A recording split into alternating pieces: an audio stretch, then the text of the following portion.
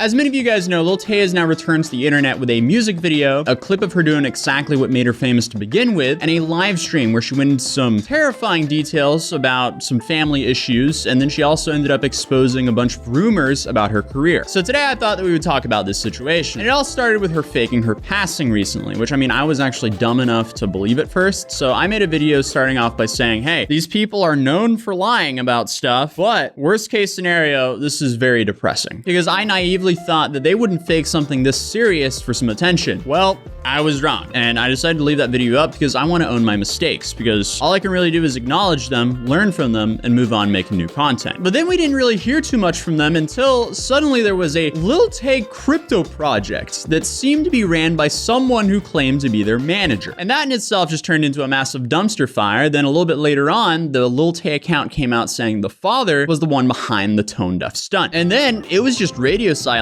from them for a while until this paparazzi video of them came out of them walking out of the LA airport, where they essentially claimed they just got to LA. But on my last video on Lil Tay about a month ago, I actually predicted this. If that email story is not true, I'm thinking album or documentary with the announcement of Lil Tay's back, we're back better than ever, rich and finna get richer, and you know, the whole cycle just restarts. And it seems like I was actually very close with that prediction. And while she didn't really release an album, but she did drop a music video. And then immediately following that by dropping this video. 5 years and y'all still broke. The GOAT is back.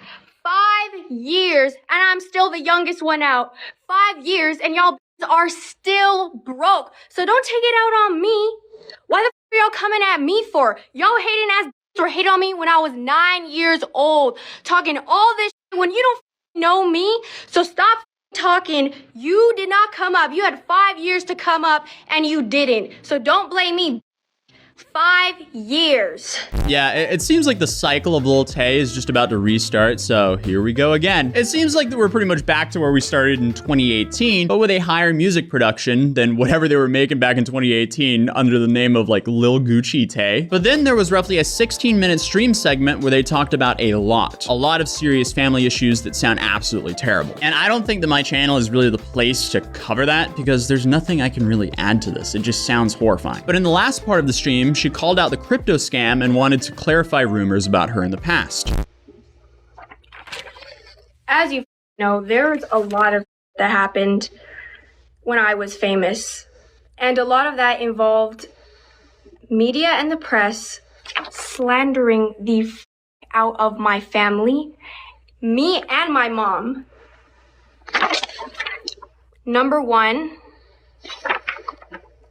my mom was not fired. It's actually insane how fast that spread. No one did any fact checking. My mom was not fired, she resigned. And afterwards, the realty company that she was with, after they lied about it, they were still charging her desk fees after she resigned, thousands of dollars, and she sued them. My mom sued the realty company and she won.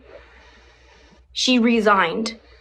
Oh my God, I've waited so long to clear that up. Okay, so that's interesting because the video I made on her back in 2018, there was a lot of conflicting media reports on it. In 2018, now as a boss, you have to be careful not to let your workers have their kids flex in your cars. Like, this is a plot I would expect to see in a parody movie of social media, not real life. The one that she did was in the bathroom. That is one of our colleagues' home on the market for sale, and she was apparently doing an open house.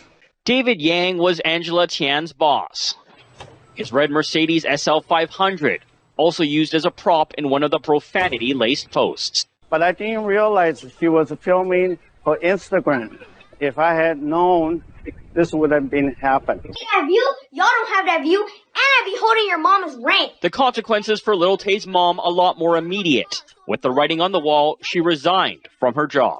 She called and she said, I'm quitting from real estate. So it seems like the Canadian media was accurate and what the US media was saying was wrong. Also, I enjoy how Past Me was shocked over something that's just sadly reality now in 2023 because this behavior was shocking then, but unfortunately, it's fairly common now. So in my last video, we covered this weird instance where this guy claimed to be Lil Tay's manager, but he was also tied to this clear cash grab crypto project. Is Lil Tay really passed away? I'm going to share the information I have obtained so far. My name is Harry Sang. I was the last known manager of Lil Tay. From what I can tell, this guy's kind of a LARP, and his reputation becomes even more questionable when you see what happens next. Because one of the more shocking plot twists to the story is someone decided to try to capitalize off of the passing of Lil Tay by launching a crypto meme coin. And naturally, this token was called Lil Tay. I'm slowly coming to the conclusion that shame does not exist in 2023 anymore. And the description of this token is Lil Tay is a hybrid of a meme and utilities token based on the late influencer Lil Tay, the youngest flexer of the century meme. And at first, I thought this was just gonna be some like anonymous scumbag trying to capitalize and make a quick buck off of the passing of a 14-year-old girl. But I mean, hey, to my surprise, you saw that TikTok video. His username was The Hairy Voice, and if you went to thehairyvoice.com, it redirected you to this crypto project. So there's definitely something going on there, and this guy definitely has some questions to answer. And it seems like Lil Tay just addressed that here. Number 2,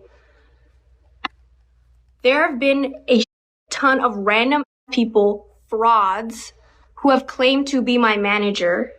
I have never had a manager. All those people are con artists. They're exploiting my name for clout and for industry credit. And okay, this is where it gets into the death hoax. So, as you all know, Chris Hope was the one that did the death hoax. He was trying to sabotage me. Meanwhile, he was working with this other con artist that was claiming to be my manager, and they had a crypto coin together. Their plan was to fake my death and then promote the crypto coin, which, by the way, the manager admitted to. He said he'd been working on the crypto coin for months. These people are frauds. This proves how much the press did not give a about facts. They cared about slandering my name. They did not do any fact checking. As long as you claim to be my manager, they would just take your word for it. So we covered this in my last video, and I also called Harry an absolute LARP because he just came across as extremely unserious. And that's the key takeaways of this that doesn't involve her family situation. If you want to check that out, I'd recommend checking out the full stream. I don't really know if I buy the fact that her father faked her passing though, because they've cried wolf way too many times. Because I mean, hey, it worked perfectly in her favor by getting her name hyped up there before she dropped this music video and the announcement that she's back. And then it seems like that she's in LA for quite a while, and then she makes this big deal by paparazzi that Lil Tay is just now back in LA. I don't know. But it seems like her return is working in her favor, as her music video is now at 1.7 million views in the first day and number 3 on trending. But hey, what do you guys think?